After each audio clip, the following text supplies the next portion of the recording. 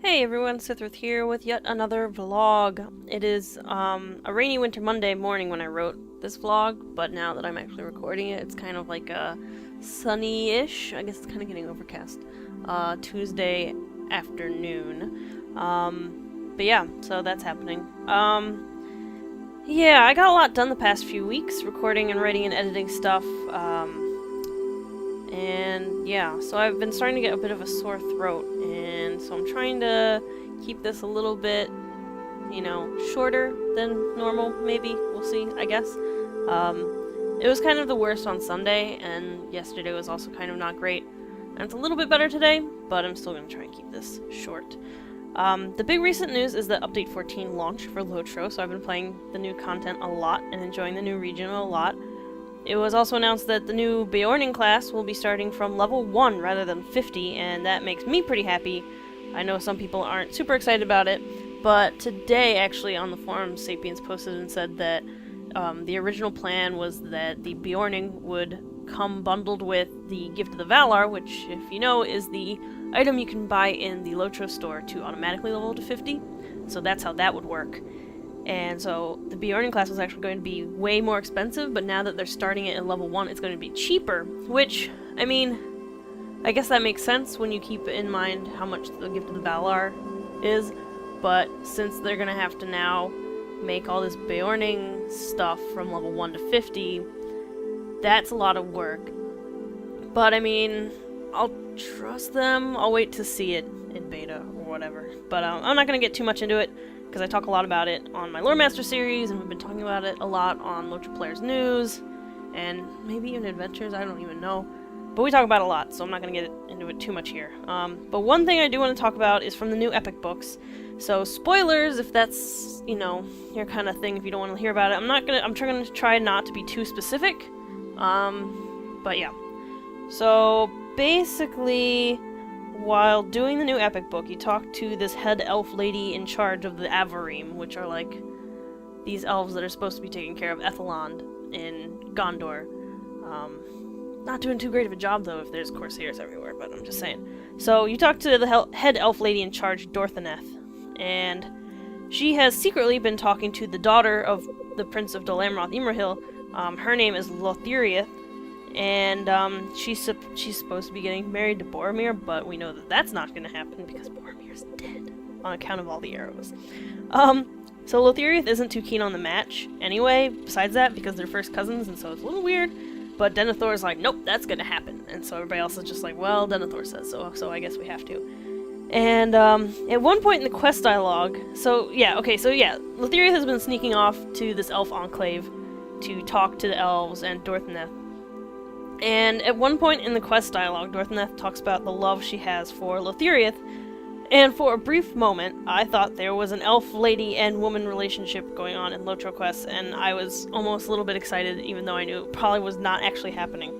And at least to the point I'm in at the Epic books right now, I don't know what book and chapter I'm on right now, but it hasn't been mentioned again, and it kind of just dropped off. And I think that what's going on is really that it's like friendship love rather than romantic love. Friendship love gets brought up a lot in Tolkien, like between Sam and Frodo, and a little bit kind of between Aragorn and Boromir, mostly when Boromir's dying. And of course Merry and Pippin and Gimli and Legolas, so friendship love is a really big theme. But, yeah, that's probably what's happening. But originally this was where I was going to insert this whole, not rant, but calm discussion, explanation, about why representation of different gender and sexual and racial and cultural minorities is important in games. But because of my possibly impending sore throat, that's not going to happen. I will talk about it at some point, and I'll probably bring up this whole epic quest thing again. But yeah, representation is important. I'll talk about it some other time when I'm not about to have a sore throat, and when I have lots of things to record, and I need to save my throat for that, so yeah, that happens.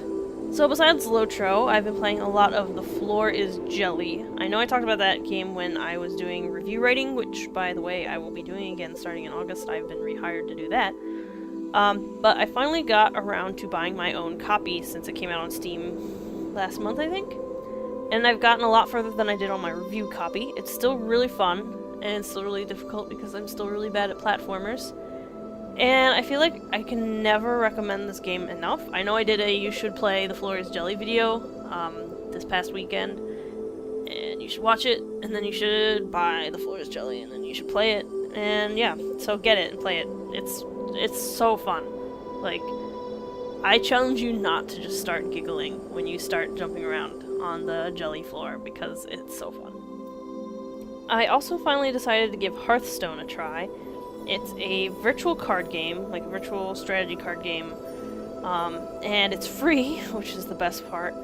And I grew up playing a lot of Pokemon, TCG, and Magic, those kind of things, so it was pretty easy for me to pick this game up. I mean, obviously it's different because it's a virtual card game, and there's some different rules and stuff, but it's pretty much the same kind of premise. And of course, I'm also now super addicted to it. I've been playing with a customized Paladin deck, and I love it. I've tried a few rank matches, but I've lost all of them. I did do one arena run, and I won one match in my arena run. But then, after your first arena run, it costs like $1.50 or like 100 gold or whatever to play arena, and I mean, if I'm not, like, I want to get my skill up before I feel like it's worth spending that to do that, so I'm gonna hold off on that. But I think my favorite thing about the online play for Hearthstone is that you can't talk to your opponents. Like, there's some canned phrases that you can use, like thanks, or well played, or oops, or stuff like that. But not being able to talk to your opponents means that they can't harass you, which is awesome. Like, it means that even if I do absolutely terrible in a match, I don't have to sit there and, like, hear or read about what a waste of space I am, or any other number of insults I've seen in online matches and games where you talk to your team or opponents. I really liked playing Dota 2, like, I like the game of Dota 2, but I was so sick of just having to put up with and be expected to put up with everyone just being the biggest assholes they possibly could. Like, it was almost like there was two games going on, like Dota 2 and can I be the biggest asshole in this game? So, I don't want to sit there and deal with that. Like, everybody's like, oh, we'll mute them. It's like, well, yeah, but this is team sport, and I should be talking to teammates. And, like, you can't...